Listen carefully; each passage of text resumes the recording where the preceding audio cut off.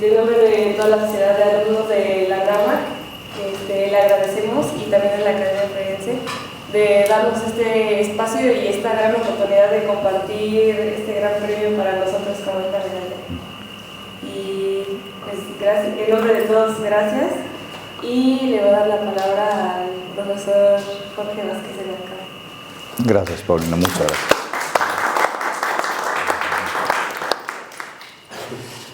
Bueno, veamos si Giuseppe hizo bien su trabajo. Buongiorno a tutti voi, cari alunni.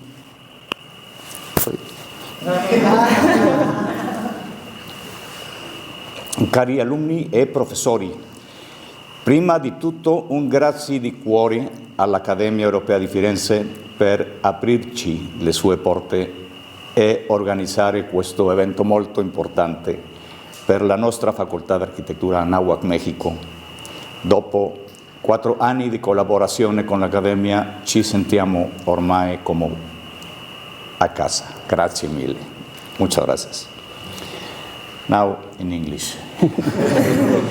On behalf of the Rector of Universidad Anáhuac México, Father Cipriano Sánchez García, Architect Gerardo Brausan Covarrubias, Director of our School of Architecture, and the family of Architect Antonio Attolini, it is my great pleasure to extend a warm welcome to our honoree, Jonathan Sergison, as well as to our distinguished guests, faculty members, and the very fortunate students joining us. Dear Jonathan, thank you sincerely for accepting this recognition and for coming to Florence to receive it. You're very kind. Today is a memorable and meaningful day for our community. I will now share a very brief message in Spanish. No voy a leer en español. Pero bueno, como saben, este premio, ahora lo platicamos, se instauró en 2006 y el motivo de esto es reconocer a arquitectos que con su vida y con su obra inspiran a la formación de nuestros alumnos.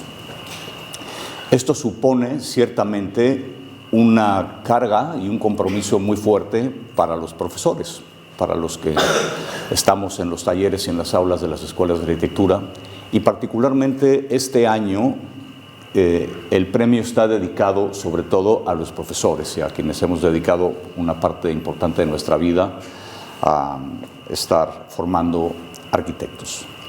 Jonathan Sergison ha sido sin duda una inspiración desde hace varios semestres por la forma de abordar la práctica profesional y la enseñanza de la arquitectura. Lo podrán constatar en su presentación, que estoy seguro que les va a fascinar, les va a encantar y les va a entusiasmar muchísimo, tanto para lo que estamos haciendo ahora en este taller como para el resto de sus carreras y de sus vidas. No tengo la menor duda de eso. Resumidamente, creo que si los arquitectos debemos estar sentados en las mesas donde se toman las decisiones de ciudad, ahora lo platicábamos con Jonathan, la postura del arquitecto que propone Sergison abona muchísimo a una mejor forma de vida desde el espacio habitable. Sin más, nuevamente, muchas gracias, apreciado Jonathan, and the microphone is all yours. Muchas gracias.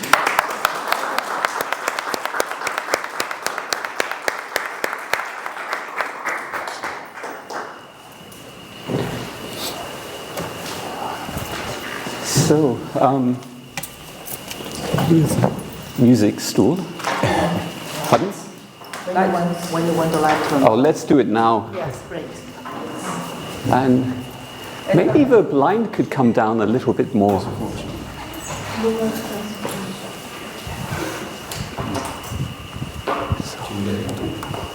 Creo que ya no. Por otro lado.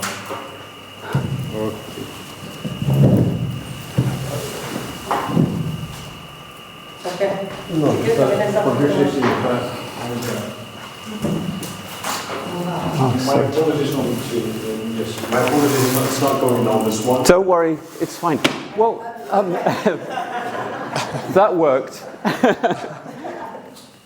Well, firstly, thank you for those very, very kind words of introduction.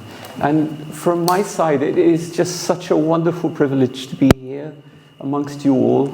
I am profoundly honored to receive this award.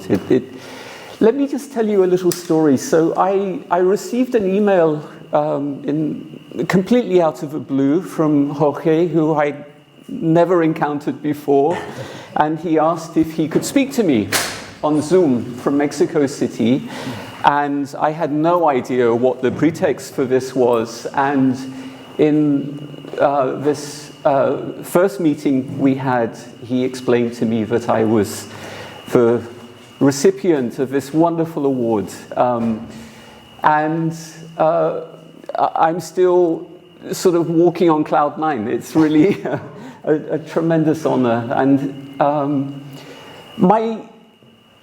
on one hand, I feel a certain disappointment. I have never visited Mexico City. I feel I'm amongst Mexicans in this room. But of course, the excuse to come to Florence is also one that you don't turn down very quickly. So I'm just always happy to be here in Florence. The lecture I prepared is sort of insanely ambitious in terms of its scope, but the first part of it, I want to address a number of themes that we explore in our work as architects. You could understand it as a collection of themes that are the interests that we have in our work, and perhaps on a different day there could be different themes. What I would also say is, as a single theme, sustainability and environmental concerns really is such a big concern in our work that it doesn't warrant just one theme. It's an overriding concern. So,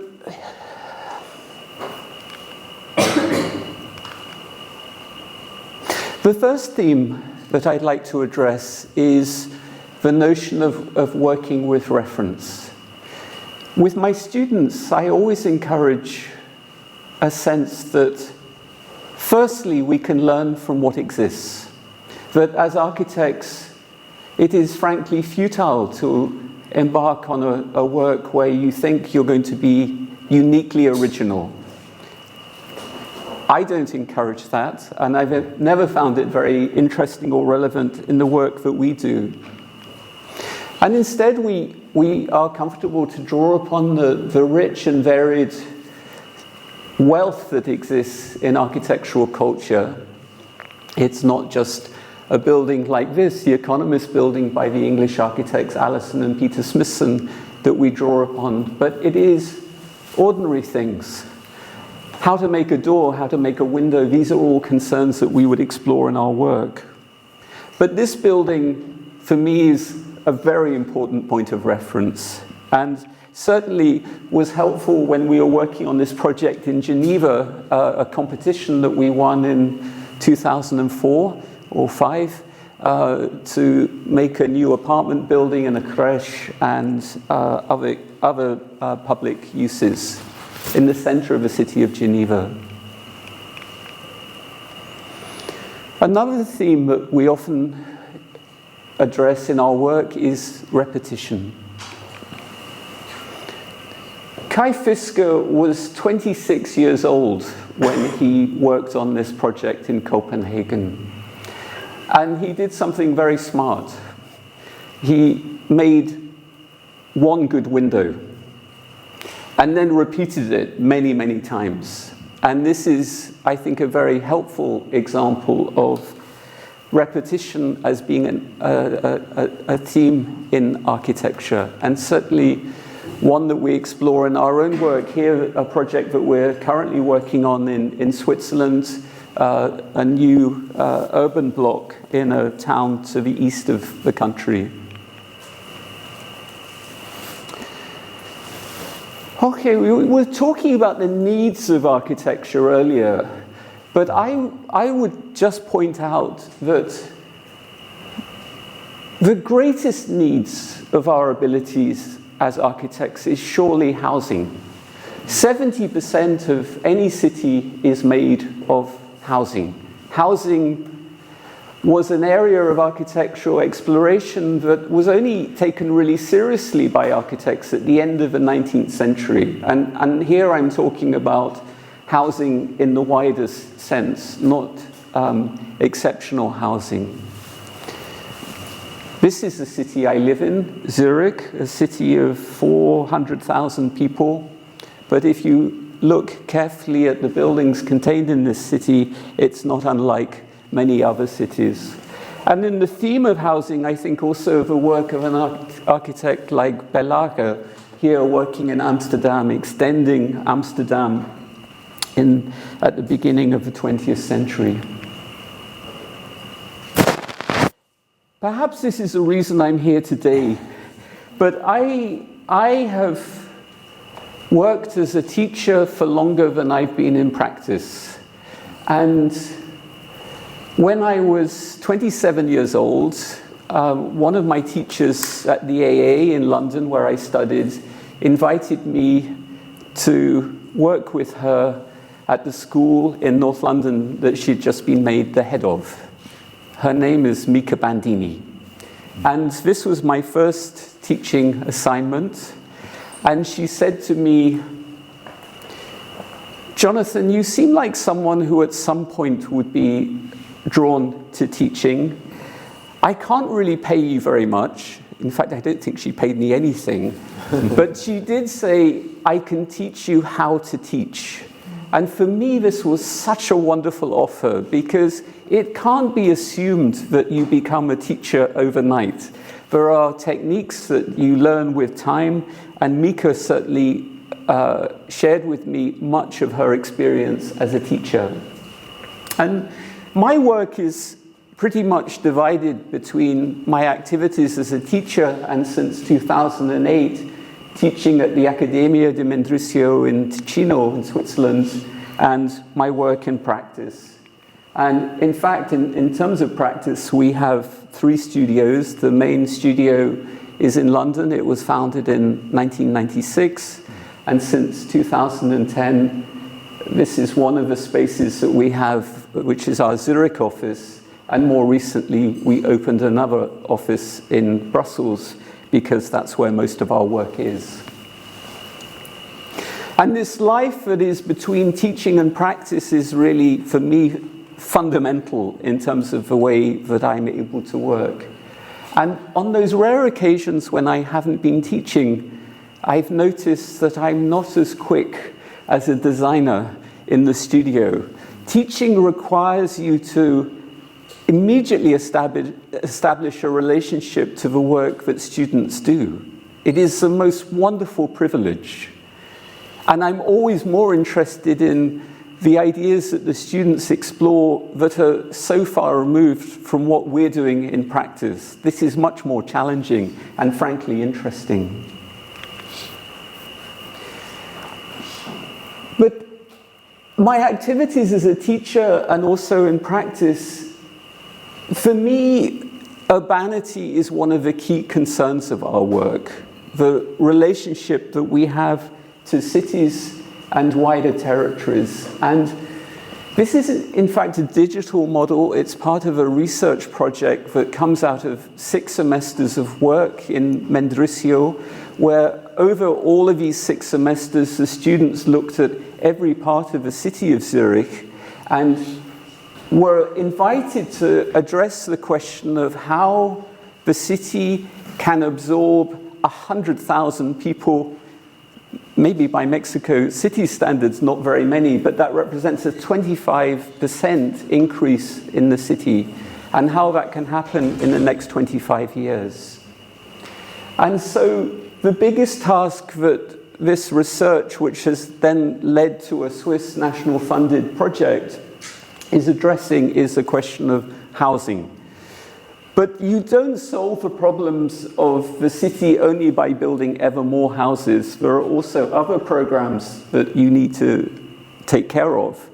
Medical facilities, schools, transport infrastructure, public spaces, and so on. But our work advocates that we need to look at every neighborhood of the city but also ensure that the special qualities that the city holds in abundance now would not be squandered through so much building.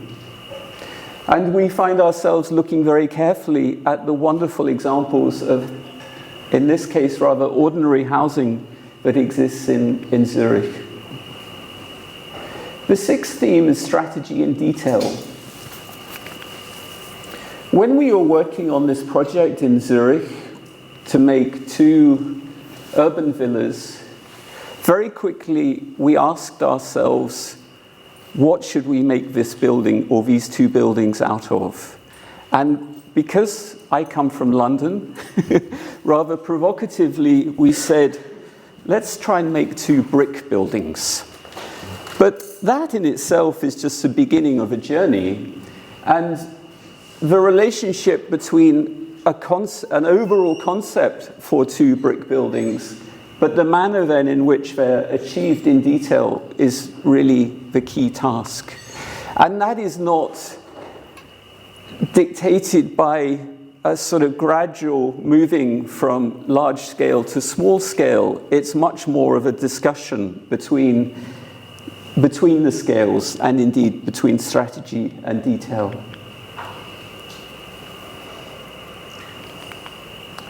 This is a work of a student of mine in the Accademia. It was a semester when we were working in Naples. And the task of how things appear, I think, is at the key of our responsibility and our work as architects. In other words, architecture is not devoid of a relationship to images. And my encouragement to my students is to be very aware of, when you propose something, what it means, how it's perceived, how it's associated. This was a competition that we won in our office in 1997. It was to make a double house. And rather consciously, we explored the theme of a house that looks house-like.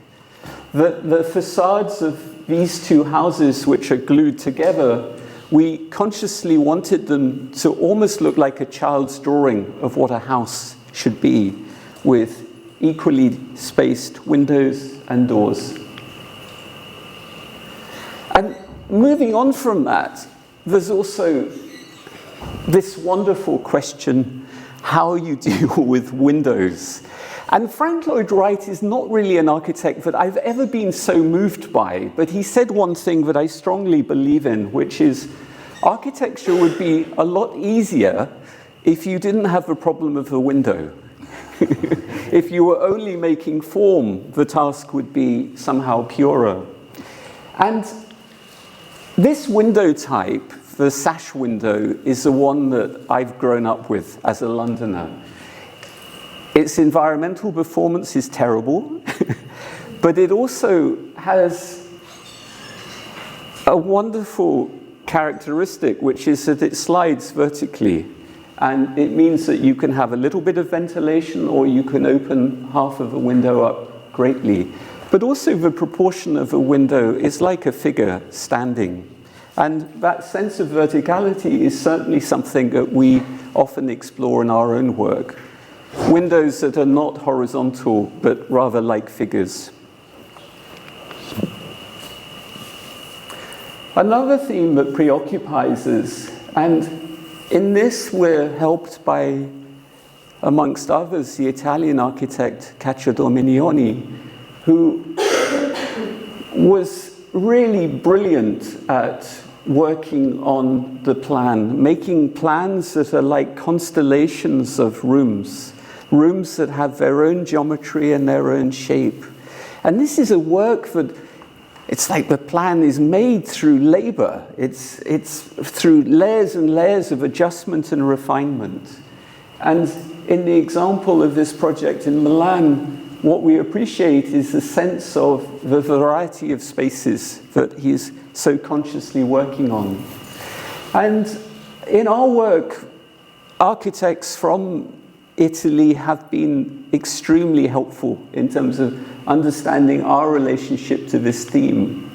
And because often our work is in the area of low-cost housing, we see the corridor as not a very helpful element in a plan because you can't use it except for circulation. But rooms are really good. And the making of rooms that have good proportions and the possibility of serving many different needs is something that strongly interests us. It might sound rather prosaic, but the corner is also a part of a building that needs special attention. And often when we only draw an elevation, it doesn't tell us the whole story, because really the way you experience a building is as a three-dimensional volume. And it always fascinated me how Leverance, with this national insurance building in Stockholm, again employed a repetitive window, but when it came to the corner, the window that you can see on the left-hand facade is closer to the corner than the one on the right. There is a sense of working with fragility and solidity to some extent. And so often when we're developing the facades of a building, we would make a drawing like this, which is called an unwrapped elevation in English, and it helps us look at this question of how the corner is organized. Or other drawings that are more three-dimensional that help explore this question. And buildings are made of material, and the choices that we have are what materials do we employ, and surely that also has to have a relationship to where in the world we're working. I'm not sure I could imagine building in brick in your city, Jorge, because it's seismic, and but I come from this city, London, which doesn't have seismic problems, and it also has clay, and it's a city that is in history made from brick. To the point where I would say, if you don't like brick, you wouldn't be so happy living in London. And this competition we won in 1997 was to complete a row of terraced houses. And to some extent, it explores our own relationship to the Georgian terraced house. But the work is always about then being more precise about the exact choice of materials. Really, the quality that we're looking for in a building is in relation to rather detailed decisions, not just what kind of brick in terms of its inherent properties, but then how the joints are worked out and what the joints are made of. This 12th theme, the picturesque, in strict terms, one can understand this as an English landscaping sensibility, very different to the Italian or the French landscaping traditions. But I would also say that it's an urban interest as well. This is a house in central London. I really like this house. It's one of my favorites. It's by an architect called Adam. And I always like the way the position of a front door is not symmetrical about the facade, but it's in the center of the street. Its position, I think, is very, very deliberate and knowing. Now, it's a little hard to see this, but this is the work from one of my students, Taro, in the first semester when I was teaching in Mendrisio, where we worked in southeast London, in Deptford, and we were looking at an area of the city that was anticipating a lot of development. And Taro made this model to illustrate his project, a physical model. I always felt like he did a wonderful job of making Deptford almost feel like Venice. Incompleteness. I would say it's always important to finish things because you can learn from something that's finished. But the theme of incompleteness fascinates me.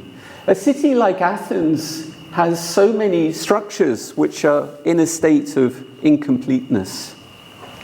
But I would also say that in our work there's a relationship to the theme of the incomplete, in the sense that the housing work we do, beyond the point that we formally finish a contract and the keys are handed over, it then takes on this other life, which is fascinating to document and record. And this again is the same project that I showed at the beginning, a housing building in Geneva, where over time we've been able to observe how the decisions that we took as architects to plan apartments have become useful to the changing residents that live in them now. Type. There's a wonderful exhibition in Milan at the moment at the Prada Foundation that records or collects the work of German photographers at the end of the 20th century who are exploring type as a theme, including Benton Hillebecher, who were very important teachers in the Düsseldorf School of Photography. But type is a theme that has a relationship, obviously, to architecture, a way of classifying buildings that have similar characteristics or properties, including this example, the semi-detached house. When I think of suburban conditions in the United Kingdom, this is the house type that immediately comes to mind. Something like 3 million of these houses were built in a 20-year period. For me, this is, to say it again, the suburban house type. And this competition which I showed earlier through that drawing, was an invitation to revisit the semi-detached house type and reflect on it in a critical and a contemporary way. And we realized these two houses. For me, it's also a question always of how things feel, what the atmosphere of our work might be. Again, returning to Cacciadominioni, these wonderful interiors offer rather rich and wonderful characters. But in our work, this question of the feeling of things is something that we're always asking. Here, another example where we added a floor of apartments on top of a 3-story factory building in the west of London. And this invariably has a relationship to the decisions we take about what form of construction is employed. And here, my colleague in our Zurich office was looking very methodically at different approaches to construction as a reaction to this question of how things feel. There's also, of course, other technical and even environmental considerations that have a relationship to this topic.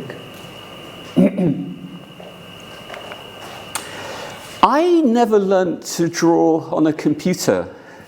And partly it's because when you draw by hand, you know how big things are. And this thing of scale is certainly a fascinating one to me.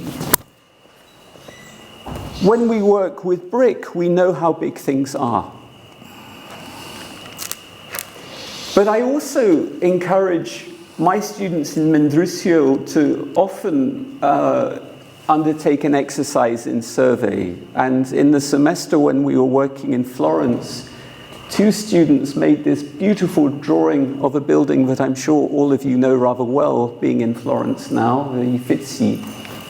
But it is primarily about helping them understand the scale, the measure of buildings, and the lessons that holds. I'm also interested in the theme of inconsistency. Here, illustrated by this rather typical street in Zurich, made of a number of perimeter blocks where the buildings realized by different parties within this part of the city conform to a set of agreements or urban codes, but they also hold differences. introduce that I think creates a certain richness. Or returning to the work of Leverance, and again this question of the corner, but I also observed through the work of my students that when we were standing in front of this building in Stockholm last year, we noticed that the space between the windows is subtly varying. Looking more carefully. This is a building in the East End of London. It was built in the 17th century for French Huguenots who escaped persecution in France, and they built a church for the community that established itself in this part of the city.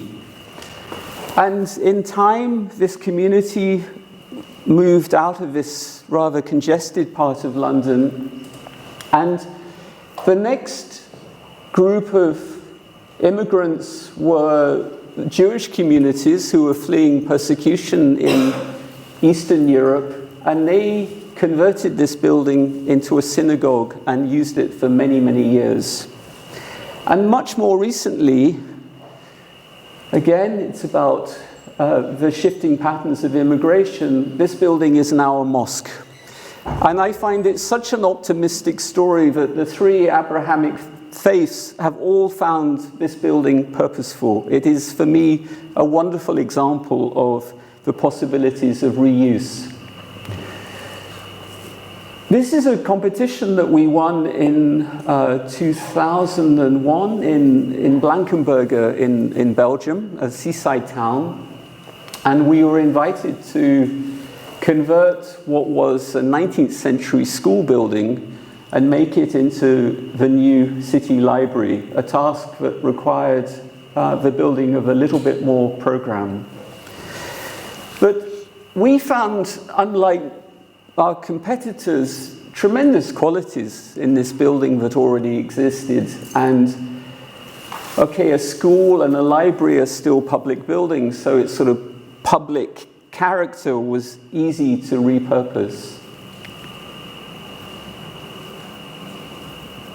Returning to this question of how things are made,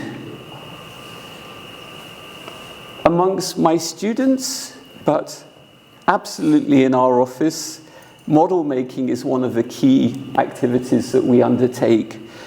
Why? Because models show us the mistakes that we make in our work. With computer renderings, you can fool yourself that everything is all right. But with a model, you don't have that relationship. It is much more immediate and, frankly, unforgiving. And so we make models at many, many scales, depending on the stage that a project might be at, and indeed the scale of the project itself. But model making is has always been one of our key activities. And this is a photograph my wife took of me drawing. She was rather charmed to see me at work. And you can see the point that I made earlier about this physical relationship to the activity of drawing. And you see in my right hand the scale rule, which tells me exactly how big things are. In fact, if I'm really honest, there's always this moment of disappointment when a hand drawing is then given to a collaborator who digitalizes it, and it feels like the energy is just taken out, and then we have to work to find that energy in a different form. But drawing by hand is something that I hope you do as students. It is really so important to be able to draw by hand. And as a 20th theme, writing, and if, as I said at the beginning, practice and teaching are two concerns, the one that is a bridge between these two activities is writing. And at the beginning of our practice, again returning to these architects, Alison and Peter Smithson, we were interested in trying to understand their work. And we looked at their projects and honestly found them really ugly at first. And then we came across this book, not in the German language, but in English, Italian Thoughts. And it helped us understand their writing opened the door on an understanding of their work. And writing still remains one of our much appreciated working methods where Stephen and I both write. I think we write quite differently. I always find it really difficult, and I wouldn't even say I write very well, but I need to write. And sometimes the reason for writing is to articulate something that has a relationship to my teaching activities, and sometimes it's because someone asks me to write about something, and sometimes it's just a self-imposed task.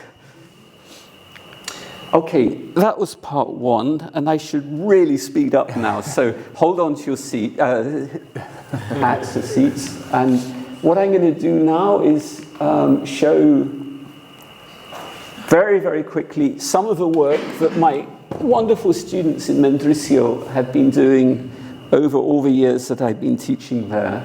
And if you're very interested, you can find on our studio website the catalogue of all of the work that the students have done. It's frankly staggering as a collection now. But this is the conditions of the school. Mendrisio is the Italian-speaking canton of, in the Italian-speaking canton of Switzerland, Ticino, and it was founded as a school in 1996 by, amongst others, Mario Botta and Aurelio Galfetti. And it was set up as a school that deliberately placed itself in relation to the two other university schools in Switzerland, ETH in Zurich, which is a very famous school, and EPFL, which structurally is very similar in the French-speaking part of Switzerland. So Galfetti and Botta said the Italian community needs its own school, but unlike the two existing schools, it should look at a tradition of architectural education which is humanistic rather than technical, although, of course, it is in part technical. So the students live and work around the campus in Mendrisio, a very small city, almost on the border with Italy. And during the COVID period, and this is where these photographs came from, I asked my students to document how they were working. It was as much to keep in touch with them, but it was also rather a fascinating documentation of a way of working. You know, because this place is such a small city, there is an incredible intensity that this creates, that the relationship to work and a sharing of discussion about architecture, I really find super. Here's one of my students talking to me on Zoom and holding up his work to the screen very enthusiastically.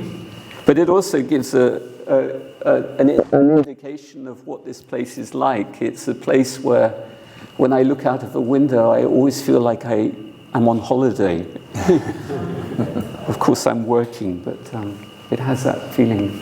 So, in the first semester, the first semester's students' work were situated in London. I thought, as a Londoner, this was a contribution I could make to my teaching.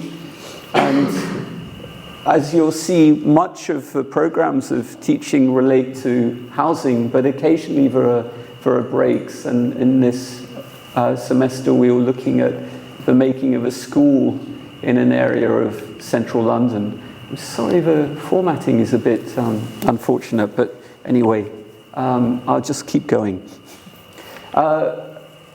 As a fourth semester, we looked at the theme of office space, again in central London, and the office building as a building type.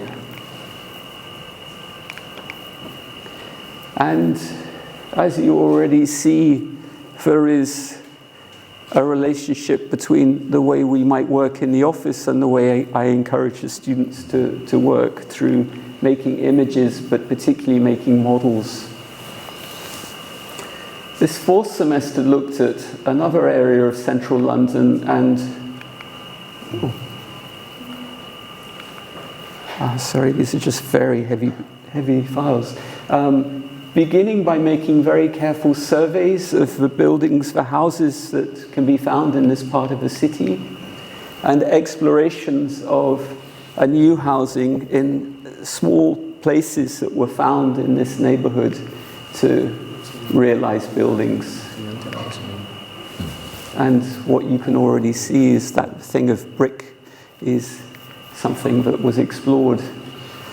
Wow, this is a city that I'm not sure I'd be able to go to right now, but we worked in Tel Aviv one semester. It was, you know, it's the historical part. Historical, it's not such an old city, but it's a UNESCO World Heritage Site. And Patrick Geddes, a Scottish urban thinker, planned a city anticipating it would take 80 years to be built, and of course it was built much quicker, and has these really wonderful examples of modernist architecture, which we found absolutely fascinating to study. So our work was looking at how the residual places of the city could be the situation for projects. I had a Mexican student that semester, and one day we went to Jerusalem. And at the end of the day, he said to me, "Professor Sergison, this was the best day of my life." I still remember him saying it. It almost brings tears to my eyes. It was so impressive.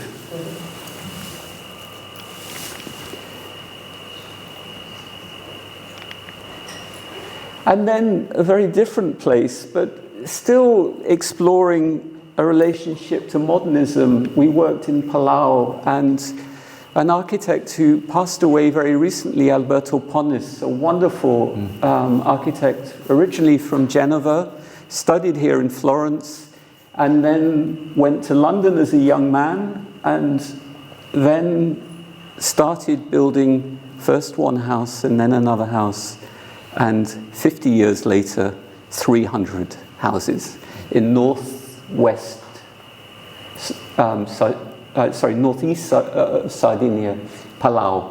And of course, with Alberto over the years, I've been visiting his work, but we worked on a project at a more strategic or urbanistic scale, which then later became more refined and exploring the theme of critical regionalism with Alberto. Then we returned to London and looked at two areas near Oxford Street, if any of you know London. And we were looking at rather large-scale mixed-use programs.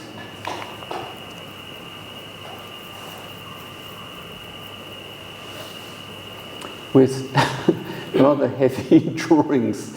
Okay, here's again that same student that I was showing you from a work in Naples, exploring facades and making models that explore repetition amongst other things.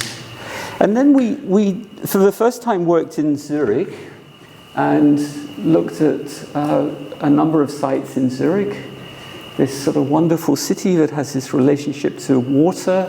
And you can see in the background the Alps, which are always visible when it's clear. And projects that mostly looked at exploring a housing for the city, which I return to later. When I was interviewed for my job in Mendrisio, I was asked where I would work, and I said, I think I'll probably start by looking at London. And one of the people on the interview commission said, I thought you would say Italy, Jonathan, given that. Anyway, so eventually I found myself returning to Italy again and again. The first time was Sardinia, but then we did this semester looking at the historical center of Naples, working with Ferruccio Izzo and these little sites that still allow for the possibility of building.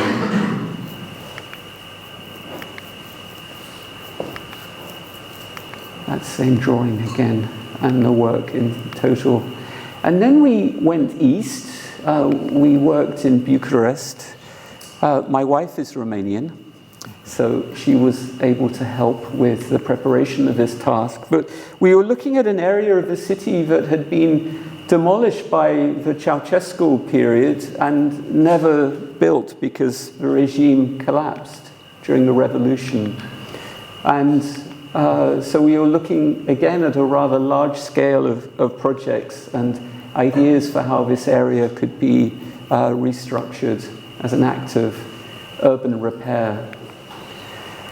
And then one semester we took the theme of a hotel as a building type, and this site on Lacca Lugano in Ticino, and the theme of a hotel, which as a building type is so fascinating because it's somewhere between a public building and a domestic building somehow.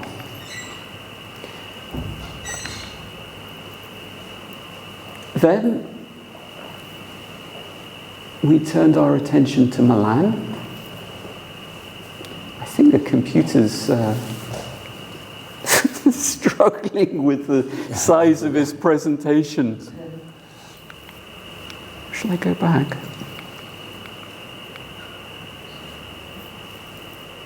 Maybe it's time to stop.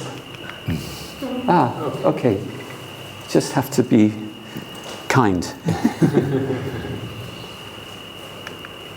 And that work allowed us to look at my own relationship to this wonderful architectural culture that I've already been hinting at. Okay. And projects for housing in Milan. Okay.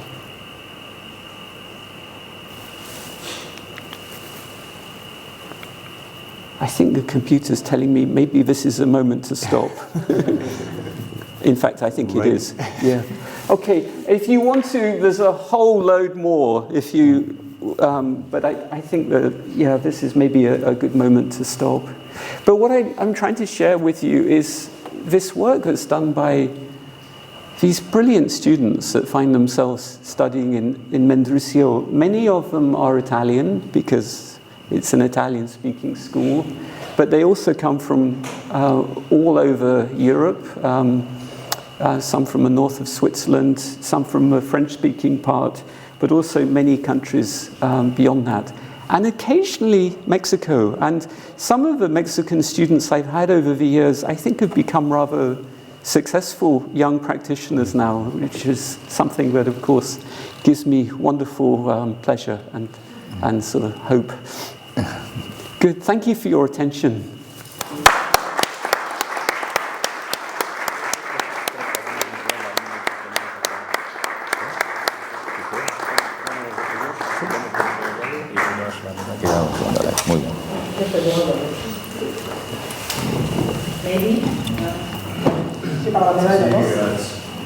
First of all, I would like to thank Professor Jonathan Sergison for being here. And before, let's say, addressing just a few words, I'd like to extend our enormous gratitude for Professor Jorge Vázquez del Mercado. Once we were there in our official visits to our Mexican Poly University, and Professor Jorge, he has commented with us the possibility of hosting this special prize, the Medalla Antonio Attolini, here at AF in Florence. And in the very first moment we said, of course, we will be delighted, we are honored to do so. And so I'd like to thank Professor Jorge Vázquez del Mercado, who is the one who created this amazing prize, I'd say, and that made us feel really honored for participating in it. No, thank you. Well, I'd just like to provide you just a small regalino, small, very, very small, of Accademia Europea.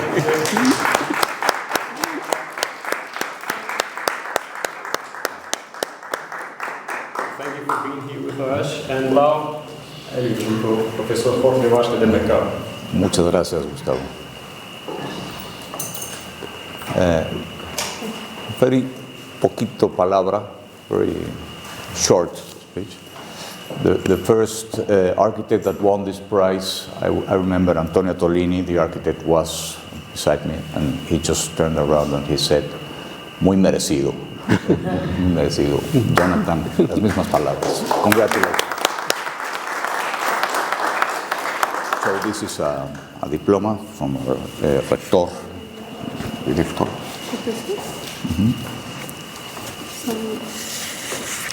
Son dos, unos para mí.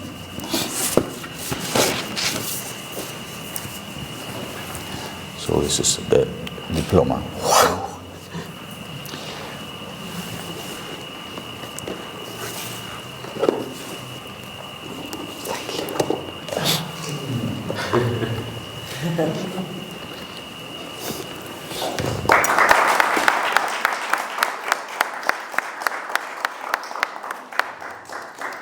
This is the medal designed by architect Attolini. So, Jonathan.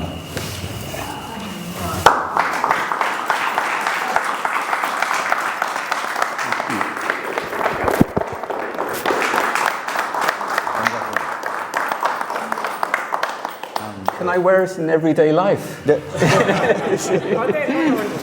should do so. There's a book of Antonio Attolini. Thank you. Gracias.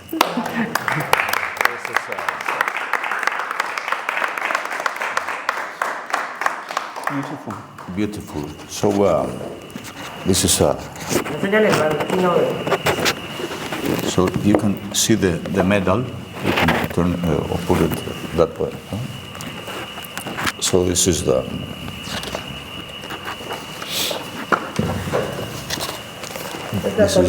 church, and this is the it's in the middle. Beautiful. It's a beautiful. So we merecido.